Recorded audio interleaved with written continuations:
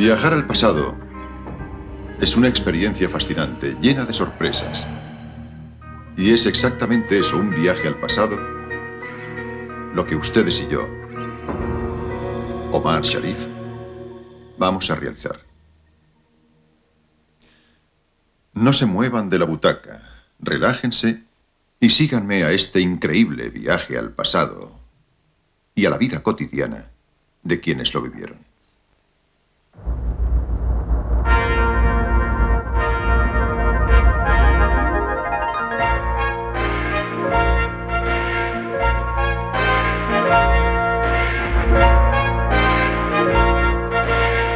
Los grandes descubrimientos de la arqueología.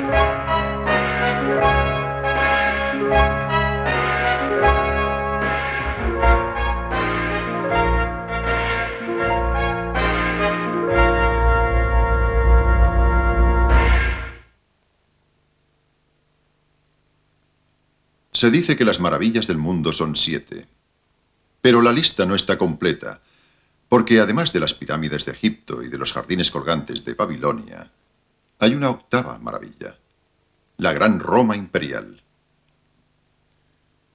De hecho, en el mundo antiguo, no existía ninguna ciudad tan rica y espléndida como la capital del Imperio Romano. Ni tal vez jamás ha existido ninguna ciudad tan amada y tan odiada por sus habitantes como Roma. Una ciudad única a la que el poeta marcial que vivió en el siglo I después de Cristo dedicó este epigrama. Roma. No hay ninguna ciudad como tú, ni ninguna te sigue. Sin olvidar estas palabras, visitemos juntos algunos monumentos y palacios de esta gran metrópolis de la antigüedad, tal como seguramente fueron hace casi 2000 años. La Roma Imperial.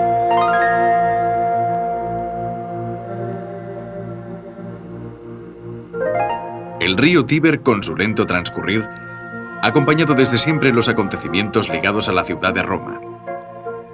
No sabemos con exactitud cuál es el origen de este nombre. Los antiguos romanos lo hacían derivar del mítico fundador de la ciudad, Rómulo, el primer rey de Roma. La fecha de su fundación es también incierta. La más creíble es la que aporta el estudioso romano Marco Terencio Varrón, el 21 de abril del año 753 a.C. Hoy, la ciudad es una metrópolis moderna que aún conserva sus antiguos orígenes. En muchos casos, allí donde no hay imponentes ruinas, se mantiene aún la memoria urbanística.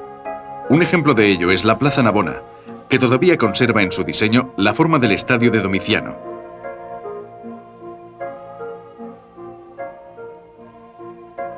A lo largo de muchos siglos, Roma ha sufrido una expansión prácticamente ininterrumpida, que la llevó primero a ocupar las 7 colinas y después a extenderse con prepotencia hacia el campo. En el siglo III después de Cristo, entre ciudadanos, soldados, libertos y esclavos, Roma contaba con 1 millón de habitantes, e incluso hay quien dice que eran más de 2.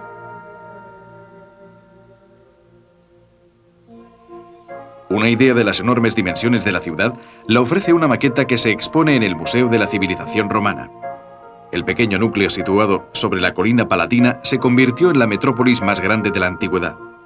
Sus primeros habitantes eran pastores que enterraban a sus muertos en el húmedo valle en el que más tarde se alzaría el foro. 10 siglos después, Roma tenía un perímetro de casi 20 kilómetros. En el siglo IV después de Cristo existían más de 400 barrios, 28 bibliotecas, 8 puentes, centenares de plazas, 29 grandes vías que unían el centro con la periferia, y también 19 acueductos que transportaban cada día 1.500 millones de litros de agua para alimentar fuentes públicas y baños privados, además de 11 enormes complejos como las termas de Caracalla o las de Diocleciano.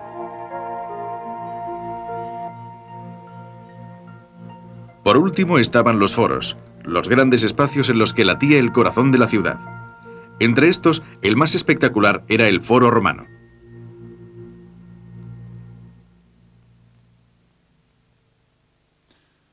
Roma era una ciudad vasta, enorme, rebosante de edificios públicos y privados. Pero ¿cómo acabó esta ciudad? ¿Qué hizo que un número tan importante de edificios acabara en ruinas? ¿Cómo es posible, por ejemplo, que el Circo Máximo, un recinto capaz de albergar a 150.000 personas, desapareciera? por no mencionar el estadio de Domiciano, hoy Plaza Navona, en donde se celebraban los Juegos Juveniles. Pero su destrucción puede imputarse tan solo en parte a terremotos, incendios y a la invasión de los bárbaros. La verdad es que sus propios habitantes, los ciudadanos romanos, son los que desde la Edad Media hasta nuestros días han desmantelado la ciudad. ¿Saben con qué propósito?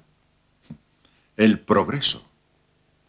Para construir una nueva ciudad con nuevos monumentos e iglesias.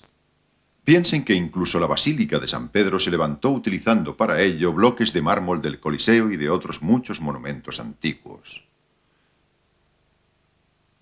Pero si bien hoy queda relativamente poco de la ciudad de los Césares, podemos reconstruirla y ver nuevamente los lugares desde los que los tribunos arengaban a la plebe o donde los generales romanos celebraban sus victorias.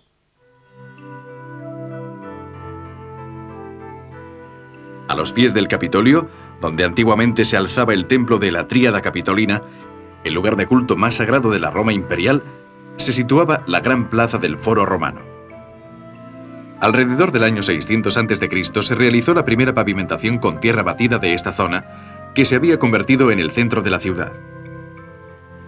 Durante el siglo II a.C., las exigencias del crecimiento de Roma, transformada en una potencia que dominaba el Mediterráneo, determinaron un gran desarrollo urbanístico que transformó en pocos decenios el aspecto del foro. Bajo el mandato del emperador Augusto, cuando Roma ya era la capital de un imperio que se extendía desde las Galias hasta Siria, el foro se convirtió en el teatro de la grandeza imperial.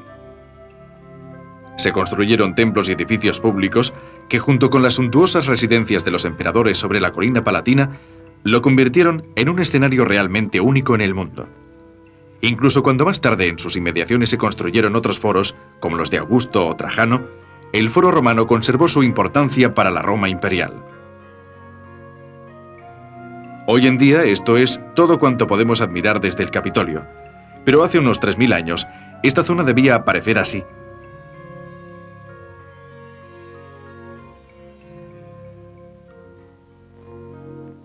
Una llanura pantanosa e insana por la que transcurría un curso de agua, tal vez el Velabro. Por ese motivo, el primer desarrollo tuvo lugar sobre la colina palatina, en la que surgió la Roma cuadrada 7 siglos antes de Cristo. Más tarde, el pantano fue saneado y así comenzó la expansión de Roma.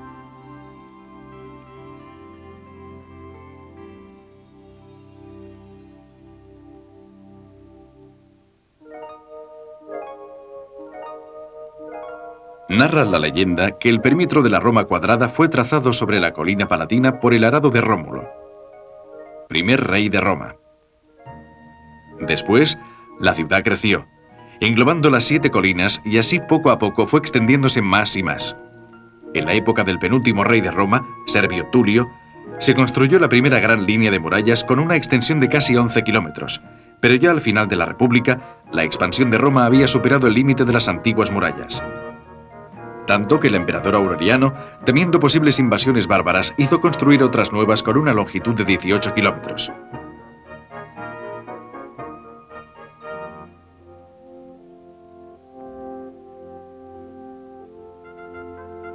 Regresemos al Foro Romano para ver qué aspecto debía tener esta zona durante la última fase de la República, cuando la plaza había adquirido ya su característica monumentalidad, poniendo las bases para su estructuración que culminaría durante el mandato del emperador Augusto.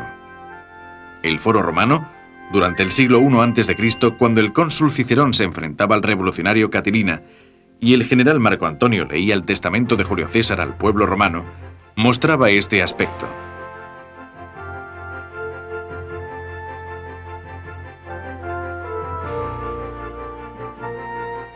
El gran edificio del Templo de Saturno, la Basílica Sempronia, construida en el año 169 a.C., y junto a ella el Templo de los Dioscuros.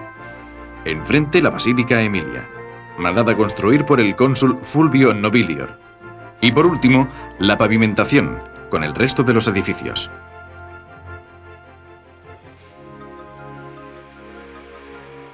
Pero sin duda, su aspecto más espectacular debió ser el que presentó durante la época imperial, en el momento de la máxima expansión del Imperio Romano, cuando pueblos de 3 continentes convergían en el foro. Numerosas columnas y monumentos honoríficos construidos para conmemorar las gestas del emperador ocuparon el área pavimentada situada frente al templo de Saturno. A la derecha, la Basílica Julia, alzada por orden de Julio César, y que, como todas las basílicas romanas, se usaba como lugar para discutir de negocios. Junto a ella, los templos de Castor y Pollux, los dioses tutelares de la nobleza. A la izquierda, la Basílica Emilia, la única superviviente de las existentes en la época republicana, restaurada varias veces a causa de numerosos incendios. Por último, el resto de los edificios de la plaza. Arriba, a la derecha, las residencias imperiales sobre la colina palatina y a lo lejos, el Coliseo.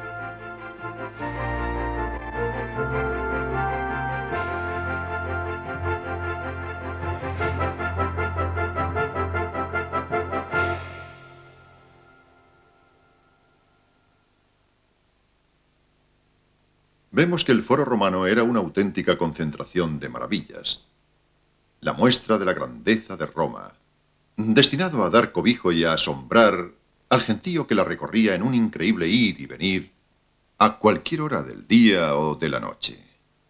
Claro, porque ese gran espacio, al igual que el resto de Roma, se poblaba de gentes de todas las nacionalidades. En la época imperial eran sobre todo griegos y egipcios, mis antepasados, los que vivían en el barrio del Trastevere. En la zona del Foro Romano, una multitud de vendedores ambulantes esperaba a su clientela. La población de paso que salía y entraba desordenadamente de templos y palacios, que charlaba en la plaza con los amigos, que gritaba, que pedía favores, que compraba y vendía de todo, allí mismo, e incluso libros. Libros. Como este, por ejemplo. Igual a los que vendía el librero Atretus, que tenía su negocio entre la Curia y la Basílica Emilia. Pero ahora vayamos a ver de cerca algunos de los monumentos más importantes del Foro Romano. Este plano panorámico muestra la parte del foro en la pendiente del Capitolio. Era una zona repleta de edificios como el Tabularium o el Templo de Saturno, en el que se custodiaba el gran tesoro del Estado. En tiempos de César, 13 toneladas de oro, 114 toneladas de plata y más de 30 millones de sextercios.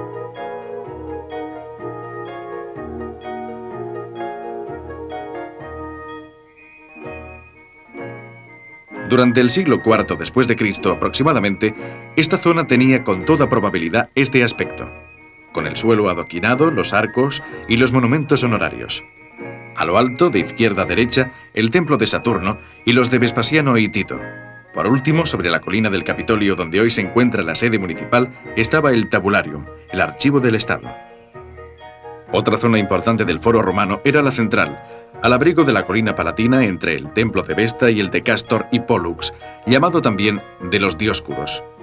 El templo de Vesta era circular en forma de cabaña y custodiaba el fuego sagrado y el Palladium, una estatuilla de madera que representaba a Minerva, que según la leyenda, Eneas había traído de Troya.